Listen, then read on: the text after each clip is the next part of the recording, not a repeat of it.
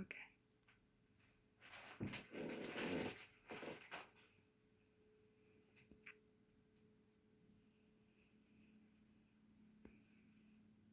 Oh, hi Foundations class. This is Virginia Warwick, your instructor.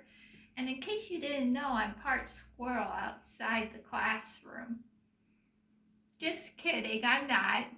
I'm not part squirrel. I just wanted to embed a little humor into this lesson plan. Okay, so for our next project, we're going to be dealing with pattern. And I introduced this lesson a little bit last week.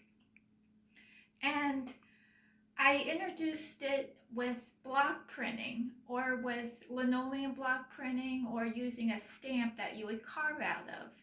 Well, we're going to use the same kind of idea, but you're going to create your own motif using Sharpie markers. And I know you have these in your supply kits, and we've used them for previous projects, so I wanted to reuse them again so you didn't have to go out and get new supplies.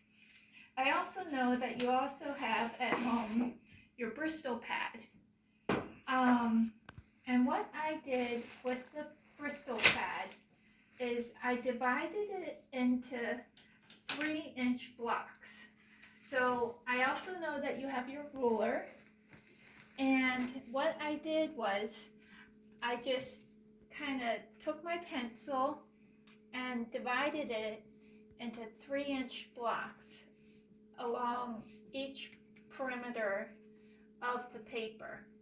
So 3 inches there, 3 inches here, 3 inches here, and 3 inches here. And then with those tally marks, I just connected the dots and made a grid. So there's each block is 3 inches by 3 inches. Next, what you'll do, and this is your decision, you're going to create an all-over pattern using motifs. Now motifs, within each motif exists a pattern of its own. And when you repeat motifs, it creates an all-over pattern. And the pattern can be regular or irregular. And with this pattern, we're dealing with the elements of art, line and shape. So maybe in one block, maybe I'll make something that's a little more static or geometric to create a pattern that's more static and geometric. So maybe in this block, I'll create, and I'm just speeding up for purposes of the demonstration. And then in this block, maybe I'll do something similar. So you can imagine if this motif is repeated all over, it's very static and geometric. Whereas you can do something a little more dynamic. You can make each block different from one another. So maybe this block can be like this, and then maybe the other block can be polka dots, which deals more with shape.